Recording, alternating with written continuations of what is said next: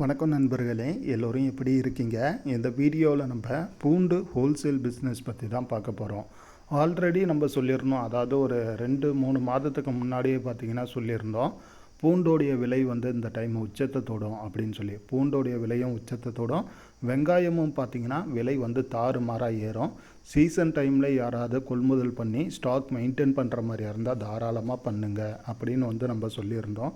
So அதில் பெருசாக நிறைய பேர் அதை அந்த அளவுக்கு எடுத்திருக்க மாட்டீங்க. ஒரு சிலர் பார்த்திங்கன்னா அதை பற்றி டீட்டெயில்ஸாக கமெண்ட்ஸில் கேட்டிருந்தீங்க. ஆனால் இப்போ பார்த்திங்கன்னா இன்னும் அந்த சீசன் பார்த்திங்கன்னா கம்ப்ளீட்டாக முடியல. ஸோ ஆல்மோஸ்ட் முடிய போகிற டைம்லேயே பார்த்திங்கன்னா விலை தாறுமாறாக ஏறிக்கிட்டு இருக்கு. நம்ம ஏரியாவில் பார்த்திங்கன்னா ஹோல்சேல் ப்ரைஸு ஸ்டார்டிங் ப்ரைஸ் ஒரு கிலோ 150 160 இந்த ப்ரைஸ்லேருந்து ஸ்டார்ட் ஆகி 270 280 ஏன் 300 ரூபா வரையுமே பார்த்திங்கன்னா ஹோல்சேல்லே சப்ளை பண்ணுறாங்க. அந்த அளவுக்கு பார்த்திங்கன்னா பூண்டோடைய விலை ஏறிடுச்சு. அண்டு நார்த் இந்தியாவில் எப்படிப்பா போகுது அப்படின்னு சொல்லி கேட்டிங்கன்னா, ஆவரேஜாக கொஞ்சம் நல்ல குவாலிட்டியான பூண்டெல்லாம் பார்த்திங்கன்னா 110 120 இந்த ரேட்டில் இருந்து ஸ்டார்ட் ஆகி ஹையஸ்ட் ப்ரைஸ் பார்த்திங்கன்னா 230 240 250 இந்த ரேட் வரையுமே பார்த்திங்கன்னா நார்த் இந்தியாவில் சேல்ஸ் ஆகிக்கிட்டு இருக்குது. ஸோ அப்போ பார்த்தீங்கன்னா இப்போது இந்த பிஸ்னஸ் ஸ்டார்ட் பண்ணலாமா அப்படின்னு சொல்லி கேட்டிங்கன்னா, எப்பயுமே பார்த்திங்கன்னா நம்ம ஏரியாவை பொறுத்தவரையிலையும் இந்த பூண்டு தொழில் ஆகட்டும், அப்படி இல்லைனா வெங்காயம் ஆகட்டும், உருளைக்கிழங்கு ஆகட்டும், இந்த மாதிரியான பிஸ்னஸ் எல்லாமே ஒரு நல்ல ப்ராஃபிட் கொடுக்கக்கூடிய ஒரு பிஸ்னஸாக தான் இருக்கும் எந்த டைம்லேயுமே. ஏன்னு கேட்டிங்கன்னா, நமக்கு மேக்ஸிமம் 90% அதிகமாக பார்த்திங்கன்னா நார்த் இந்தியாவில் இருந்து தான் அதிகமான அளவுக்கு விற்பனைக்கு வருது. ஸோ அப்படிங்கிறப்ப பார்த்திங்கன்னா எப்பயுமே நம்ம ஏரியாவை பொறுத்த வரையிலையும் அது நமக்கு நல்ல ப்ராஃபிட்டபுளான பிஸ்னஸாக தான் இருக்கும். நம்ம இந்த வீடியோவில் பார்த்திங்கன்னா கண்டிப்பாக இந்த பூண்டோடைய சம்மந்தமாக தெளிவாக பார்த்து தெரிஞ்சுக்கலாம். அண்டு ஈவினிங் டைம்லாம் பார்த்திங்கன்னா நான் அந்த வெங்காயம் பிஸ்னஸ் சம்மந்தமாக அப்லோட் பண்ணுறேன். ஸோ அதை பற்றி ப்ராப்பராக நான் இப்போ இன்னும் கொஞ்சம் ஸ்டடி பண்ண வேண்டியது இருக்குது. அண்டு உங்களுக்கும் அதில் இன்ட்ரெஸ்ட் இருக்குது அப்படின்னா கமெண்டில் சொல்லுங்கள். எந்த அளவுக்கு ரெஸ்பான்ஸ் கிடைக்குதோ அந்த அளவுக்கு நான் ப்ராப்பராகவும் அண்டு குயிக்காகவும் பார்த்திங்கன்னா அந்த வீடியோஸை நான் அப்லோட் பண்ணுறேன். சரி, இப்போது நம்ம இந்த பூண்டு பிஸ்னஸ் பற்றி தெரிஞ்சுக்கலாம். ஆல்ரெடி நம்ம பேசிக்காக பார்க்கலாம். முதல்ல நம்ம ஏற்கனவே நிறைய டைம் சொன்னது தான். ஸோ பூண்டில் பார்த்திங்கன்னா நிறையா ரகங்கள் இருக்குது. ஸோ இந்த தாத்ரா குவாலிட்டி பார்த்திங்கன்னா பூண்டு அந்தளவுக்கு நல்லா கெட்டியாக இருக்காது. பட் கொஞ்சம் விலை அப்படின்றது பார்த்திங்கன்னா கம்மியாக போகும். இதுவே பார்த்திங்கன்னா தேசி இருக்குது. அண்ட் அதுக்கு அடுத்து பார்த்திங்கன்னா ஊட்டி பூண்டு இருக்குது.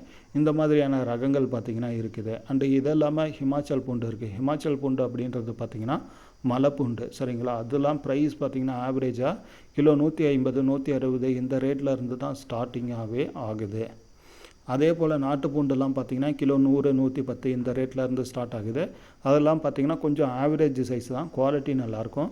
இதுவே நல்ல மீடியம் சைஸு அண்டு நல்ல குவாலிட்டியான பூண்டுன்னு சொல்லி கேட்டிங்கன்னா ஒரு கிலோ 140 150 160 இந்த ரேட்டுக்கெலாம் பார்த்திங்கன்னா கிடைக்கிது. அண்டு நாட்டு பூண்டுலேயே கொஞ்சம் நல்ல பெரிய சைஸாகவும் இருக்கணும் அண்டு நல்ல குவாலிட்டியாகவும் இருக்கணும். அப்படின்னா ஒரு கிலோ பார்த்திங்கன்னா 180 190 இந்த ரேட்டுக்கு பார்த்திங்கன்னா போய்கிட்டு இருக்குது. அண்டு அதே போல் பார்த்திங்கன்னா ஹிமாச்சல் பூண்டெல்லாம் பார்க்குறப்ப கொஞ்சம் நல்ல குவாலிட்டி அண்டு பெரிய சைஸ்லாம் பார்த்திங்கன்னா கிலோ 230 240 250 இந்த ரேட்டுக்கு பார்த்திங்கன்னா அந்தந்த சைஸு அண்டு குவாலிட்டி அந்த பூண்டு எந்த அளவுக்கு க்ளீனாக இருக்கோ அதுக்கு ஏற்ற மாதிரி பார்த்திங்கன்னா விலை போய்கிட்டு இருக்குது.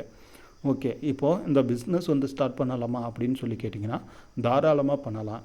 என்ன ஒரு ப்ராப்ளம் அப்படின்னு சொல்லி கேட்டிங்கன்னா இன்வெஸ்ட்மெண்ட்டு பார்த்திங்கன்னா இந்த டைமில் அதிகமாகும். ஏன்னா ஒரு கிலோ பார்த்திங்கன்னா நம்ம நார்த் இந்தியாவில் இருந்து கொள்முதல் பண்ணுற மாதிரியாக இருந்தால் ஒரு கிலோ பார்த்திங்கன்னா ஆவரேஜாக ஹோல்சேல் ப்ரைஸே 100 ரூபாய்க்கு மேலே போகுது. அண்டு இதிலே பார்த்திங்கன்னா நீங்கள் நல்ல medium quality and medium size வாங்குறப்ப கிலோ பார்த்திங்கன்னா ஒரு 140 ரூபா வருது அப்படின்னு வச்சுக்கோங்க. அண்டு டிரான்ஸ்போர்ட் எல்லாம் சேர்த்து ஏற்றுக்கூலி இறக்குக்கூலியெல்லாம் ஒரு கிலோவுக்கு பார்த்திங்கன்னா ஒரு 6 ரூபாயிலேருந்து 7 ரூபா இந்த ரேட்டுக்கு பார்த்திங்கன்னா வந்துடும். ஆல்மோஸ்ட் ஒரு 150 ரூபா அந்த மாதிரியே வச்சுக்கோங்க. அப்போ ஒரு டன் பார்த்திங்கன்னா 1.5 லட்ச ரூபா ஆகிடும்.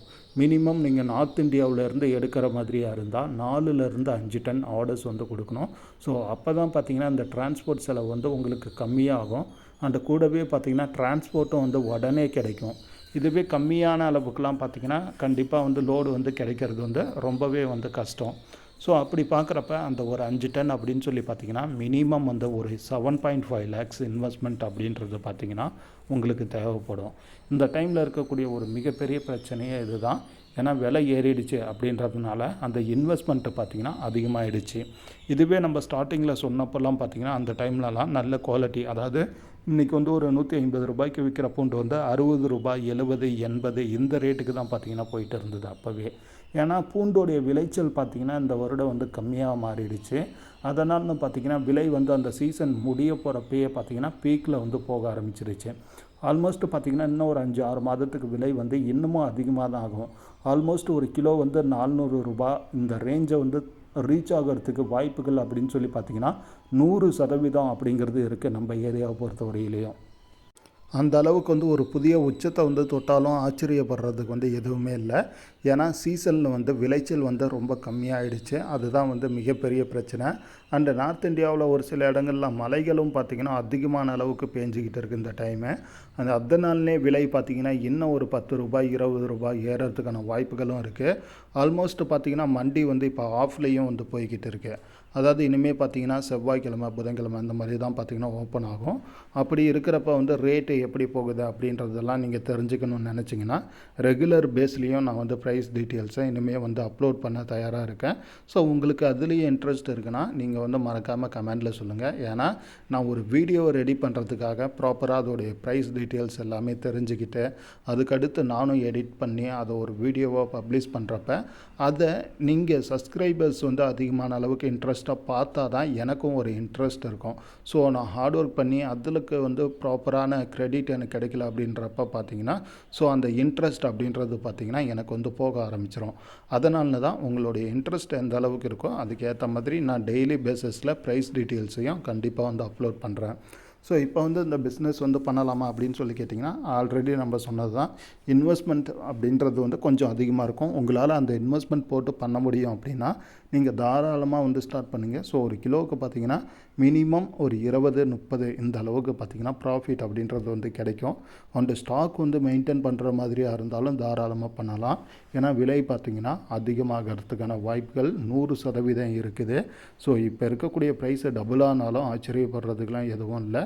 எப்படி இருந்தாலும் கண்டிப்பாக அந்த டைம் பார்த்திங்கன்னா ஒரு ₹300 மேலே ஆல்ரெடி இப்போயே ஹோல்சேல் ப்ரைஸில் ₹300 இந்த ஹிமாச்சல் பூண்டில் நம்ம ஏரியாவில் சேல்ஸ் பண்ணுறாங்க. ஸோ அதனால் டெஃபினட்டாக ₹400 வந்து ரீச் ஆகும். அந்த அளவுக்கு வந்து ப்ரைஸ் வந்து ஏறும். ஸோ உங்களால் வந்து ப்ராப்பராக அந்த பிஸ்னஸ் வந்து பண்ண முடியும்.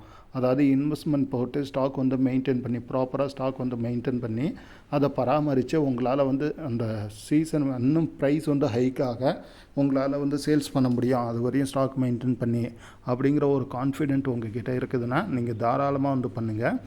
ஏன்னா நீங்கள் வந்து அந்த ஸ்டாக் வந்து மெயின்டைன் பண்ணிட்டாலே போதுமானது அப்படின்லாம் சொல்ல முடியாது. அந்த பூண்டு வந்து கெட்டு போகாத அளவுக்கு அதை ப்ராப்பராக வாட்ச் பண்ணிக்கிட்டு இருக்கணும்.